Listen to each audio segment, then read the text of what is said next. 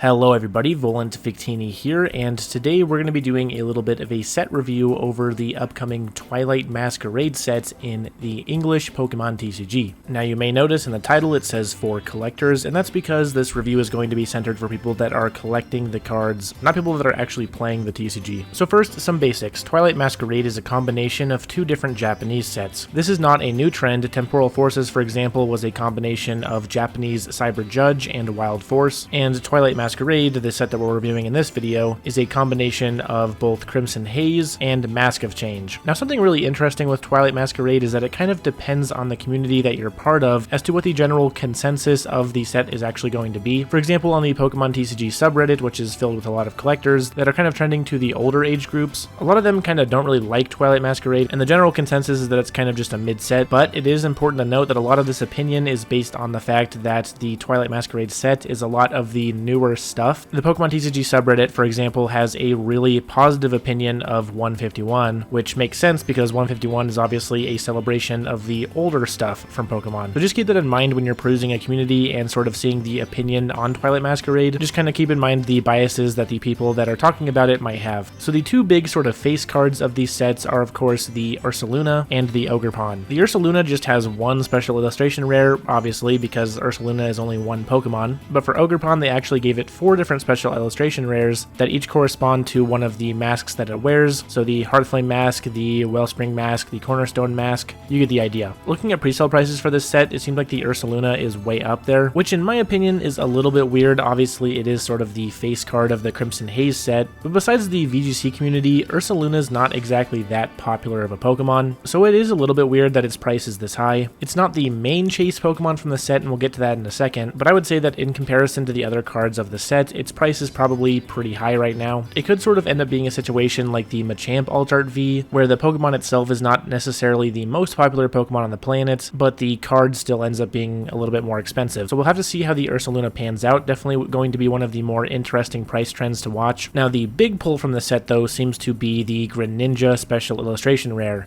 This right here is my favorite thing ever in the history of forever. And I don't blame anyone for loving this card. The Greninja SIR in this set is absolutely beautiful, and I still don't have it, and I really want it. It was one of the main cards that I wanted when I was opening the Japanese version of Crimson Haze. I love Greninja's design, and that's not an unpopular opinion. Greninja is a very popular Pokemon in all facets of the TCG. It is important to note that this is a terrestrialized Greninja with the fighting type Terra, which again, the Pokemon TCG community has not really been very fond of those kind of cards, but the market has kind of responded a little bit differently, and some of those Terra cards are still really expensive. I personally think the Greninja looks amazing. The fighting type Terra really gives that amazing splash of orange color to the card, which just looks absolutely fantastic. It's a very well executed piece of artwork here. This Greninja was illustrated by Akagi, and it just really was done very well. It was a great execution. The card definitely pops. The colors on it just look absolutely beautiful to me. Blue and orange obviously being very complementary colors. To me personally, huge fan of this card. Its price makes a lot of sense to me in the English TCG. The English version prices always seem to sort of trend more towards the Pokemon rather than the trainers, which is kind of the opposite in Japanese. Although it is worth noting that this Greninja absolutely dwarfs the Ursaluna in the Japanese version, so it just really goes to show that universal appeal that Greninja has as a Pokemon. Personally, I'd say if you can get the Greninja for a fair deal, then definitely go for it. This is a card that I can really see retaining its value and doing really well long into the future, especially in good condition. It's a pretty tough card to pull, as well as having an extremely popular Pokemon featured on it, so its demand should stay pretty consistent deep into the future. Now, there are other really big cards from this set, for example, the Carmine SIR. Again, not to sound like a broken record, but if you go to the Pokemon TCG subreddit, they're not really going to be talking about this card very much, but that's obviously because she's a newer character in the games, so they don't have as much personal experience with her. Carmine has definitely been on the more successful side in terms of reception for the Scarlet and Violet generation. A lot of people seem to really like her character and her design. She's really obsessive about her brother Kieran, which is a trope that people just kind of like in certain characters. So in the overall community, Carmine has been really well received, but the elephant in the room here is just how gorgeous her card really looks. So when I first saw some of the early images of her SIR, I was kind of underwhelmed by it. There wasn't really a lot going on the actual card, but after I saw some real life pictures of the Carmine SIR, my opinion totally changed on it. This card is just blatantly gorgeous. It looks so good with the special illustration rare holo effect. This is definitely going to be one of those bigger female trainer chases, like the Iono from Paldea Evolved, which I personally think is not really that good of a card. I think the Carmine beats it out by a mile, but Iono does have a little bit better mass appeal. There's also the Kieran SIR, and that one is still definitely pricey for pre-sale prices, but the Carmine is definitely a lot higher. Another really large SIR hit in the set to look for is the Perrin SIR. This one comes from Crimson Haze, and if you didn't know, Perrin actually connects to the Hisuian Growlithe IR, so those two cards do kind of go in tandem and create sort of a larger picture, which is something we've seen a couple times before with things like Legend cards, or of course with the Crown Zenith Creation Trio and Garatina. The connecting cards gimmick has always been executed really well, and all of the cards that kind of connect to each other have a really positive reception, and that's pretty well reflected in Perrin's price. Perrin is very expensive in English, and also one of the biggest hits from Crimson Haze in Japanese. I was actually also able to pull the Japanese Perrin, so I do own it in real life, and I can tell you with first-hand experience that it is a gorgeous looking card. The green on the card looks really cool, and I'm a huge fan of photography, so I definitely have a little bit of a bias towards Perrin, but if for nothing else, I would definitely try to pick one of these up if you can get it for a good deal,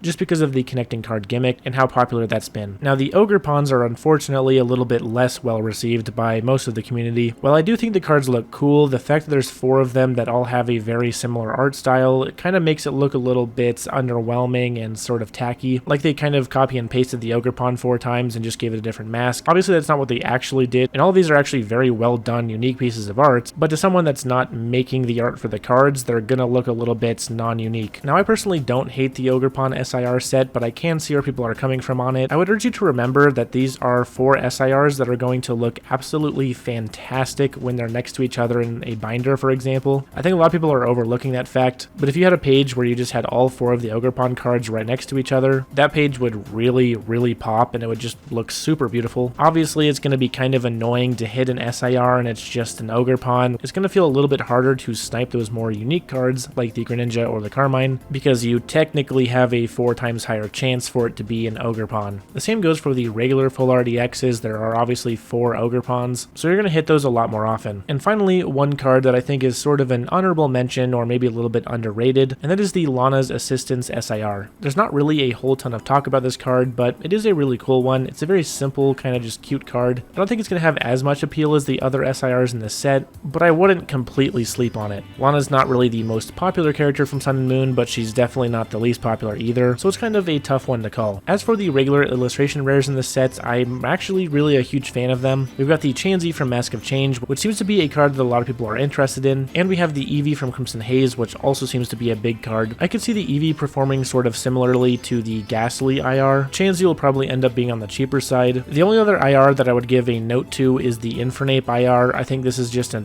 gorgeous card. It's one of the best executed IRs I've ever seen, and Infernape is one of the more popular Pokemon, so I think that Infernape IR is definitely one to watch. Other than that, there are some other really cool IRs. The Chimecho, for example, is a really nice looking one that I personally own in Japanese. I just don't think that the market is going to respond as well to it. Chimecho is definitely not a very popular Pokemon. A lot more of the focus is going to be on the Eevee. Which, quick little fun fact about the Eevee IR that I thought was really cool, it seems that each of the Eevees that are on the artwork actually represents one of the evolutions. So you can kind of look into that and figure out which ones are which, but honestly, that fact is a really powerful factor for its potential price movement. So now that we've talked about some of the major hitters, should you buy the set or should you skip it? My verdict is it's going to depend on your opinion of the Scarlet and Violet generation. If you like the Scarlet and Violet generation a lot, there's going to be a lot to love in this set, but if you're not as big of a fan of it, there's not going to be a whole ton for you here, just a few cards here and there. So maybe just pick up the singles that you want and then don't really bother opening the set. From a purely investment perspective, I think the biggest ones to look out for here are going to be obviously the Eevee IR like we talked about. I think once the Greninja SIR has come down from its pre-sale prices and it's more normalized, it'll be a solid one to pick up and hold on to for quite a long time. I'd probably skip the Ursaluna. That one's probably going to fade more into background noise unless it randomly has the Machamp V alt art kind of effect. I think the Parent SIR is a big option here. The connecting card gimmick is actually a really big deal to a lot of people, especially when designing some really cool binder pages. And I'd also recommend picking up maybe a few of those Infernapes or a few of those Chanseys, whichever one you tend to like more. I think those ones will be pretty cheap to obtain, but I think they can definitely be a dark horse of the set. and can eventually become extremely valuable. If I were to give you a good comparison of how I think they'll perform, if you look at, for example, the Paldea Evolved Magikarp, that card is going to be more similar to how the Eevee might perform, and then the Sleepy Raichu from Paldea Evolved, which is also a really expensive IR, but not as expensive as the Magikarp, is how I think the Chansey or Infernape will kind of perform in relation to the Eevee, so more of a sleeper hit, pun intended. So anyway, there's your rundown on the bigger hits and what to watch from the set. I personally like the set, but I also have a bias for Scarlet and Violet. Anyway guys, that's going to be the video. If you enjoyed it and it helped you kind of make a decision on what you'd like to buy, then be sure to subscribe to the channel for the best Pokemon TCG content anywhere else on YouTube. Like the video if you enjoyed it, it costs you absolutely nothing and helps me immensely. And of course, comment your thoughts on the set. I'd really like to see what you guys think of it. And if you stuck around this long, I'll let you in on a little secret. The next video is going to be about the upcoming